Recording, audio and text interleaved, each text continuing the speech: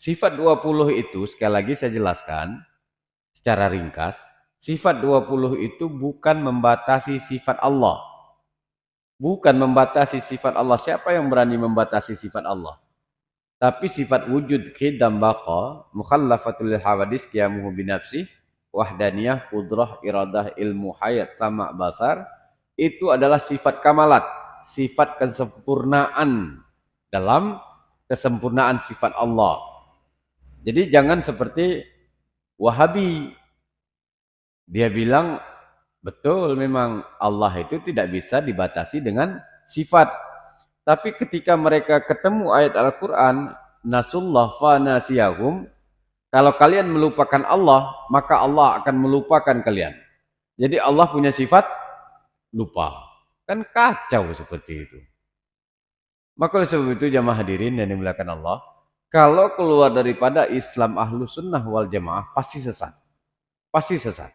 Mau sehebat apapun mereka mengeluarkan dalil, mau sehebat apapun mereka menggunakan ayat Al-Quran dan hadis, pasti menyimpang daripada Islam ahlu sunnah wal jamaah. Maka oleh sebab itu, ketika kita memberikan pemahaman kepada masyarakat, haruslah kita mempelajari sifat 20 itu. Setidaknya kita tahulah wujudnya Allah, ada tanpa tempat, tanpa arah. Jadi ketika kita bayangkan Allah begini begitu, nanti kita mukhallafatul hawadis. Tidak ada satupun yang serupa dengan yang baharu. Assalamualaikum warahmatullahi wabarakatuh. Alhamdulillah. Allahumma salli wa sallim ala Sayyidina Muhammadinil Fatih lima ukhliq wal khatimi lima sabaq nasiril haqqi bil haqqi wal hadi ila siratikal mustaqim wa ala alihi haqqa qadrihi wa miqdarihil azim. Allahumma rizukna fahman nabiyyin wa hibdal mursalin wa ilhamal malaikatil mukarrabin birahmatika ya arhamar rahimin. Bersyukur kita kepada Allah, berselawat kita kepada baginda Muhammad sallallahu alaihi wasallam, pada para sahabat, para tabi'in, tabi'ut tabi'in. Harapan kita semoga Allah selalu mencurahkan rahmah, inayah, ma'unah, maghfirah. Allah memberikan syafaat Nabi dan Allah Subhanahu wa taala mentakdirkan kita, keluarga kita dan seluruh kaum muslimin dan muslimah dimasukkan ke dalam surganya. Amin ya rabbal alamin. Jamaah hadirin yang dimuliakan Allah Subhanahu wa taala, ada sebagian ulama menyebutkan kalau rukun Islam itu ada 5, kalau rukun iman itu ada 6, sedangkan rukun agama itu ada 3. Jadi rukun agama itu iman, Islam, dan ihsan. Didefinisikan ulama dan dijelaskan ulama, yang dinamakan iman adalah kajian tauhid, akidah, dan sesuai dengan standar yang disampaikan oleh para ulama sepeninggal Rasulullah Sallallahu Alaihi Wasallam, Islam ini terpecah menjadi 73 golongan. Satu golongan yang selamat, yaitu Islam ahlu sunnah wal jamaah, sedangkan 72 golongan lainnya adalah ajaran yang menyimpang atau ajaran sesat yang di luar daripada koridor Islam ahlu sunnah wal jamaah. Maka iman disepakati ulama dalam kajian tauhid atau akidah yang sesuai dengan konsep yang diajarkan oleh ulama ahlu sunnah wal jamaah. Mereka bermuara pada konsep akidah yang disusun oleh Imam Asy'ari dan Imam Maturidi. Jadi Imam Asy'ari dan Imam Maturidi ini berlandaskan ayat Al-Quran dan hadis, berlandaskan pemahaman Rasulullah Sallallahu Alaihi Wasallam. Konsep yang diajarkan oleh Imam Asy'ari dan Imam Maturidi sama persis seperti yang dicontohkan, yang diajarkan Rasulullah kepada para sahabat. Yang dicontohkan para sahabat yang diajarkan kepada para tabi'in dan para tabi'in dan para ulama. Termasuk di dalamnya konsep yang diajarkan oleh Imam Asy'ari dan Imam Maturidi sama persis yang diajarkan oleh Imam atau dikenal dengan A'immatul Arba'ah. Sama konsepnya seperti akidah, tauhid dalam konsep Imam Syafi'i, Imam Hanafi, Imam Maliki, dan Imam Hambali. Jadi konsepnya sama. Oleh sebab itu bersyukurlah kita kepada Allah Subhanahu wa taala, kita hidup di tengah-tengah umat Islam yang memahami konsep Islam itu sesuai dengan akidah Islam Ahlus Sunnah wal Jamaah. Atau lebih mudah kita kenal ulama-ulama yang mengajarkan kita konsep aqaid khamsin. 20 wajib bagi Allah, sifat wajib bagi Allah, 20 mustahil, 1 jaiz. 4 wajib bagi Rasul, 4 mustahil bagi Rasul, kemudian 1 jaiz. Jadi 50 akidah ini atau konsep akidah ini harus benar-benar dapat mensucikan kita, pemikiran kita daripada ajaran-ajaran yang menyimpang, yang mensifati Allah dengan sifat-sifat makhluk. Karena kita tanpa sadari, setelah Rasulullah wafat, ada orang yang berpaham Khawarij. Paham Khawarij ini sangat dahsyat. Dalam konsep yang mereka ajarkan, tidak ada dosa besar, tidak ada dosa kecil. Pokoknya, kalau berdosa, kafir. Kalau melakukan perbuatan dosa, kafir. Padahal kita tahu, dalam konsep kita kan, al-insan mahalul khata' wa nisyan. Siapa di antara umat manusia selain Nabi, selain Rasul yang tidak pernah melakukan dosa? Kita sering melakukan dosa tanpa disadari atau disadari. Apakah kita melakukan dosa langsung menjadi kafir? Tidak. Jadi Khawarij ini dia lebih lebih identik dengan konsep takfiri, suka mengkafirkan umat Islam, suka mengkafirkan orang-orang yang di luar ajaran mereka. Dan ini diajarkan dalam ajaran LDII, Lembaga Dakwah Islam Indonesia. Dalam konsep mereka, orang yang di luar daripada kelompok LDII atau Lamkari dan lain sebagainya yang sudah difatwakan MUI sesat, itu semuanya kafir. Jadi kita kafir. Kalau berbeda dengan pemahaman mereka, maka kita kafir. Ada juga pemahaman Mu'tazilah. Kalau Mu'tazilah, kalau konsep dasarnya dia al-manzilah baina manzilatain. Jadi akidah yang diajarkan dalam konsep mereka hampir sama dengan Khawarij, yaitu kalau orang melakukan perbuatan baik, walaupun sekali, itu pasti masuk surga. Orang yang melakukan kejahatan walaupun sekali, pasti masuk neraka.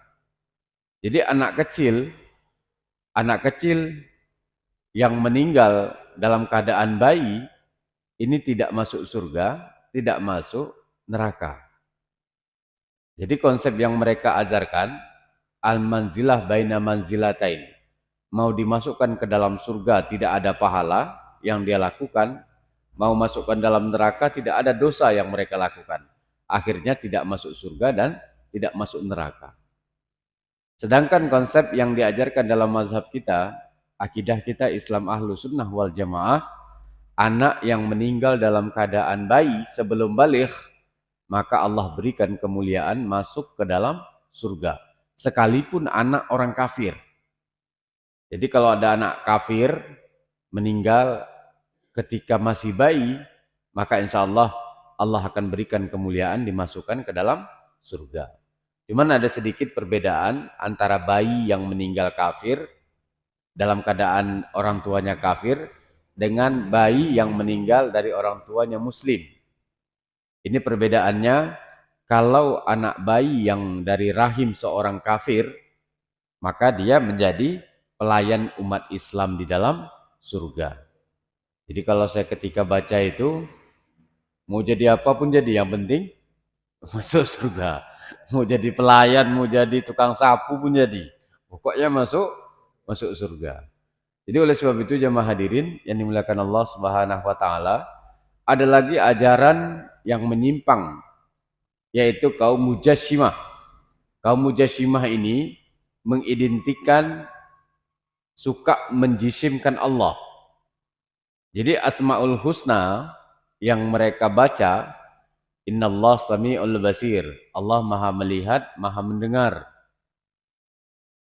Allah mereka katakan melihat pakai mata. Allah mendengar pakai telinga. Yadullah fawqa aydihim, Allah punya tangan. Tatabassamallah, Allah tersenyum, berarti Allah punya mulut. Khalaqal Adam kama suratihi. Jadi sesungguhnya Adam aku ciptakan sebagaimana gambaranku, kalau dalam hadis qudsi itu.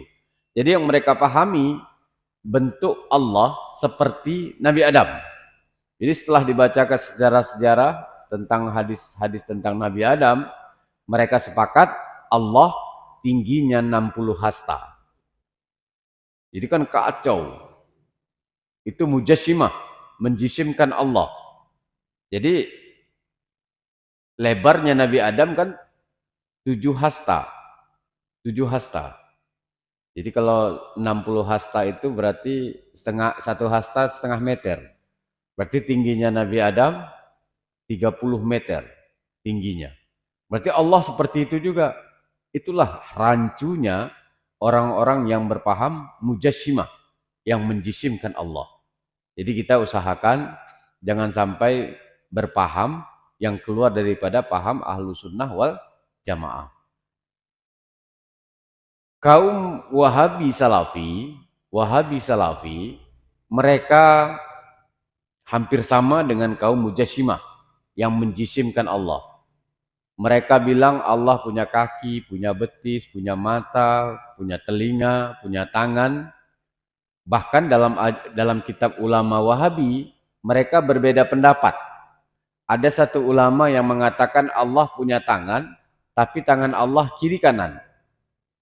Ada lagi satu ulama Wahabi yang mengatakan bahwa Allah punya tangan, tapi tangan Allah kanan dua-duanya. Jadi begitu hancurnya pemahaman Islam ahlu sunnah, orang-orang yang berpaham Wahabi, sehingga bertentangan dengan Islam ahlu sunnah wal jamaah. Kalau dalam Islam ahlu sunnah wal jamaah, yang namanya mujassimah itu salah, sesat. Jadi kalau dalam ajaran kita dapat misalnya yadullah fawqa aydihim. Yadullah fawqa aydihim. Yadun tidak diterjemahkan tangan. Yadun itu kalau menggunakan konsep tafwid ma'atanzih. Mengembalikan kepada asal kata. Karena itu ayat dan hadis mutasyabiha. Ar-Rahman 'alal arsistawa. Jadi Allah istiwa di atas arsy. Allah tidak boleh kita katakan bersemayam di atas arsy, Allah duduk bersila di atas arsy dan lain sebagainya. Itu tidak boleh. Karena Allah Subhanahu wa taala laisa kamitslihi syai'un. Begitu juga jamaah hadirin yang dimuliakan Allah Subhanahu wa taala. Akidah yang menyimpang itu termasuk akidah musyabbihah. Musyabbihah ini mentasbihkan Allah, mengatakan Allah bertempat dan berarah. Mengatakan Allah bertempat dan berarah. Dan itu menyimpang. Kalau dalam konsep ajaran kita menggunakan akal yang sehat, kalau Allah bertempat, Allah berarah, di mana Allah nanti ketika tempat dan arah itu hancur, terjadinya kiamat. Idza zulzilatil ardu zilzalaha. Terjadi goncang yang amat dahsyat antara satu makhluk Allah, langit dan bumi ini saling berbenturan. Bintang-bintang, meteor dan lain sebagainya akan bertubrukan dan saling menghancurkan satu dengan yang lainnya. Tidak ada langit lagi, tidak ada bumi lagi. Di mana Allah? Begitu juga sebelum Allah menciptakan langit dan bumi. Adanya arah, adanya atas, bawah, kiri, kanan, depan, belakang, itu setelah adanya makhluk. Setelah adanya makhluk. Sedangkan Allah wal awal wal akhir. Allah itu tidak berawal dan tidak berakhir. Jadi jangan sampai kita mengatakan Allah di atas langit. Nah, jadi kalau saudara kita yang berpaham Wahabi rusak akidahnya karena mengatakan Allah di langit. Mereka cari-cari ayat Al-Quran, mereka cari hadis untuk mendukung ajaran pemahaman mereka. Sehingga mereka cari-cari dalil. Bukti Allah di langit kalau kita berdoa mengadahkan tangan ke langit. Ini bukti bahwa Allah di langit menurut ajaran Wahabi. Kalau menurut ajaran kita yang dijelaskan oleh Imam Nawawi dalam kitab Syarah Muslim, langit itu kiblatnya doa. Maka ketika kita berdoa mengadahkan tangan ke langit. Seperti Ka'bah kiblatnya sholat. Jadi bukan di Ka'bah tempat Allah. Karena itulah kiblatnya sholat kita. Sebagaimana langit kiblatnya doa. Jadi begitu juga mereka mengatakan bahwa Allah di langit. Ketika peristiwa Isra dan Mi'raj, Allah berdialog dengan Nabi Muhammad di Sidratul Muntaha, di langit. Itu bukti Allah di langit. Bukan. Kalamallahu Musa taklima, itu isyarat dalam ayat tersebut Allah berdialog dengan Nabi Musa di Bukit Tursina. Jadi Bukit Tursina itu tempatnya Nabi Musa. Sidratul Muntaha itu tempatnya Nabi Muhammad. Bukan bukan Bukit Tursina itu tempat Allah. Bukan Bukit Tursina itu tempat di mana Allah Subhanahu wa taala berlabuh. Begitu juga bukannya Sidratul Muntaha itu tempatnya Allah. Tapi itu tempatnya kemuliaan yang Allah berikan kepada Nabiuna Muhammad sallallahu alaihi wasallam. Jadi hati-hati jaga akidah kita, jangan sampai mengatakan Allah bertempat dan berarah. Jadi itulah akidah kita. Jadi kita pelajarilah wujud, qidam, baqa. Sifat 20 itu sekali lagi saya jelaskan secara ringkas, sifat 20 itu bukan membatasi sifat Allah. Bukan membatasi sifat Allah. Siapa yang berani membatasi sifat Allah? Tapi sifat wujud, qidam, baqa, mukhallafatul hawadis, qiyamuhu binafsih, wahdaniyah, qudrah, iradah, ilmu, hayat, sama, basar, itu adalah sifat kamalat, sifat kesempurnaan dalam kesempurnaan sifat Allah. Jadi jangan seperti Wahabi. Dia bilang betul memang Allah itu tidak bisa dibatasi dengan sifat. Tapi ketika mereka ketemu ayat Al-Quran, nasullah fa nasiyahum, kalau kalian melupakan Allah, maka Allah akan melupakan kalian. Jadi Allah punya sifat lupa. Kan kacau seperti itu. Maka oleh sebab itu jamaah hadirin yang dimuliakan Allah, kalau keluar daripada Islam ahlu sunnah wal jamaah, pasti sesat. Pasti sesat. Mau sehebat apapun mereka mengeluarkan dalil, mau sehebat apapun mereka menggunakan ayat Al-Quran dan hadis, pasti menyimpang daripada Islam ahlu sunnah wal jamaah. Maka oleh sebab itu, ketika kita memberikan pemahaman kepada masyarakat, haruslah kita mempelajari sifat 20 itu.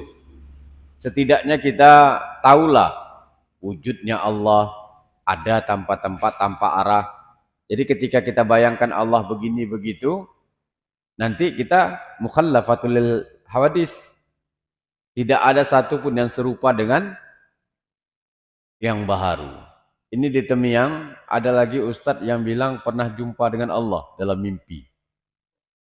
Kacau memang. Kacau. Yang pernah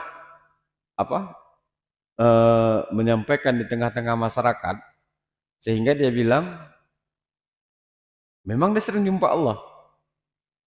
Jadi ketika pernah di sidang ditanya, dia bilang kalimat Allah. Oh, itu bukan Allah, berarti melihat lafaz Allah. Itu yang disebarkan di guru anak muridnya. Dimanapun dia ngajar, pasti ketika kita tanya pernah bilang melihat Allah. Kalau jumpa Nabi setiap malam kata dia. Jadi saya tanya, pakai bahasa apa Nabi itu? Bingung dia. Karena dia nggak ada pesantren, nggak bisa bahasa Arab. Ke Mekah aja nggak pernah. Jangankan bahasa Arab, ke Arab aja nggak pernah. Tiba-tiba jumpa Rasulullah, Katanya setiap besok dia mau ngajar, itu paginya apa malamnya jumpa Rasulullah Sallallahu Alaihi Wasallam. Apa yang disampaikan, itulah yang disampaikan Rasulullah Sallallahu Alaihi Wasallam. Itu kan pembodohan, namanya. Tapi alangkah pekaknya, bodohnya, ada pengikutnya. Yang aneh kayak gitu pun banyak pengikutnya. Jadi kita berdoa kepada Allah, jangan sampai mengikuti ajaran yang keluar daripada koridor Islam Ahlus Sunnah wal Jamaah. Itu akidah. Kemudian fikih, iman, Islam.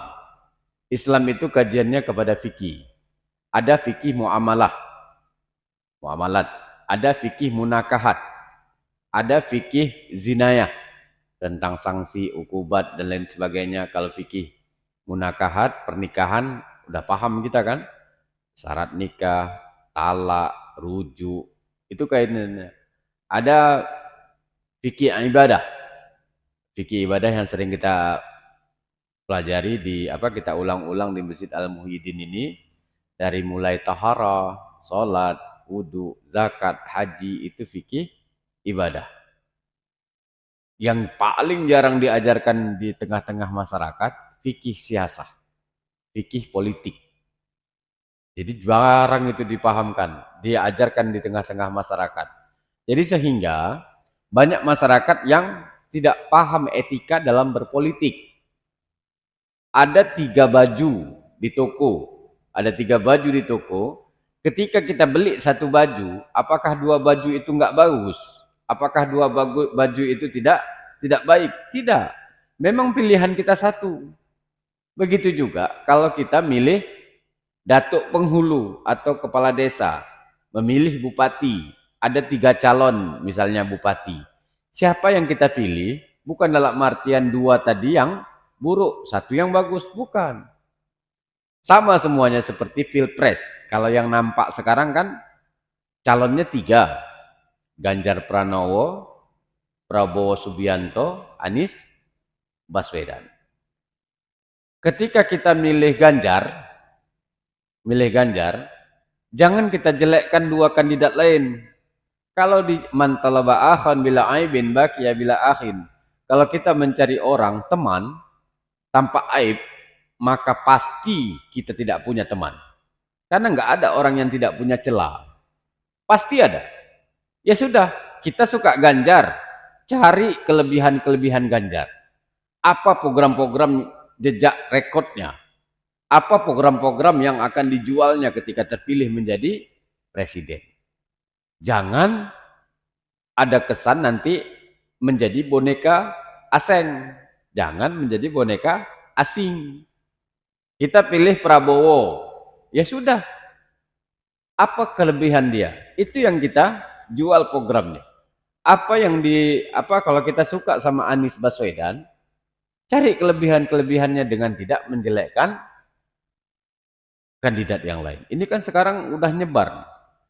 Pengikut Prabowo menghantam jangan ngikut Ganjar. Karena Ganjar banyak bermasalah. Termasuk dalam podcast Deddy Corbuzier, suka nonton film porno. Jangan itu yang kita lihat. Cari prestasinya. Oh, menjadi bintang iklan azan. Nah, itu boleh. Jadi oleh sebab itu jemaah hadirin, kita harus belajar fikih siasah. Fikih itu lebih cenderung kepada amar ma'ruf nahi mungkar. Fikih politik itu, politik itu, gimana caranya kita mencari, merebut kekuasaan dengan cara yang baik untuk mengajak orang lain baik. Maka ketika kita punya pengetahuan tentang fikih siasah, fikih politik, MPWP itu tidak berlaku. MPWP tidak berlaku, nomor piro, wani piro. Kan MPWP kan? Jadi kalau ada orang mau ngasih mukena ibu, ambil aja, nggak apa-apa. Ada mau ngasih jilbab, ambil aja. Yang ngasih sajadah, ngasih baju, ngasih uang, ambil aja. Pilih nggak usah. Ya, gimana caranya kita bangkrutkan orang-orang yang menggunakan politik uang? Itu kalau di kampung-kampung, kalau musim kampanye, saya yang jenguk kebun aja, datang orang tuh, Ustaz, nomor berapa kita pilih? Aku punya 60 orang, katanya kan. Ketika masa kampanye bupati, datang dia. Padahal kita nggak tahu apa-apa. Datang ke calon bupati. Kami punya 300 300 relawan. Setiap relawan punya 300. Jadi ada 9.000 katanya. Kata calon bupati itu, kalau memang ada 9.000, kau aja jadi bupati, ngapain dukung orang lain? Jadi karena etika politiknya salah. Etika politiknya salah.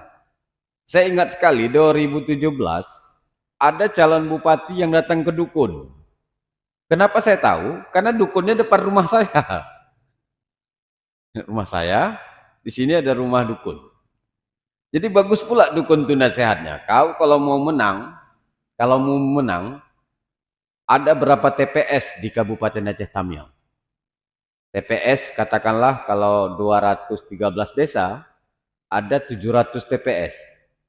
Nah, setiap satu TPS itu, aku memerintahkan jinku katanya, 10 orang untuk berdiri di setiap TPS. Untuk membalik-balikkan mata orang, membalikkan tangan-tangan orang. Pekaknya calon itu percaya. Hebatnya dukun tadi, dia sembunyi di balik agama Islam. Dia bilang, ini kalau kau mau menang, bayar mahar. Maharnya tidak payah. Kau panggil aja santri-santri. Disebutnya pesantren saya, Fajrus Salam itu. Pesantren Tahfiz Fajrus Salam. Jadi makan siang, makan malam lepas tuh satu hari itu. Diundangnya, dikasihnya duit. Jadi kalau saya dalam benak saya, kalau memang dia punya satu TPS 10 jin untuk merubah-rubah pemikiran orang, lebih baik dukun itu aja jadi bupati. Ngapain milih orang lain kan? Jadi jamaah hadirin dan dimuliakan Allah, ketika dia tidak paham tentang fikih siasa, fikih politik, akhirnya kacau. Kacau.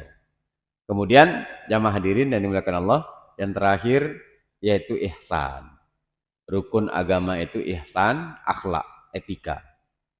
Jadi gimana kita bertata krama, bertutur kata, kemudian bagaimana cara kita bermusafahah.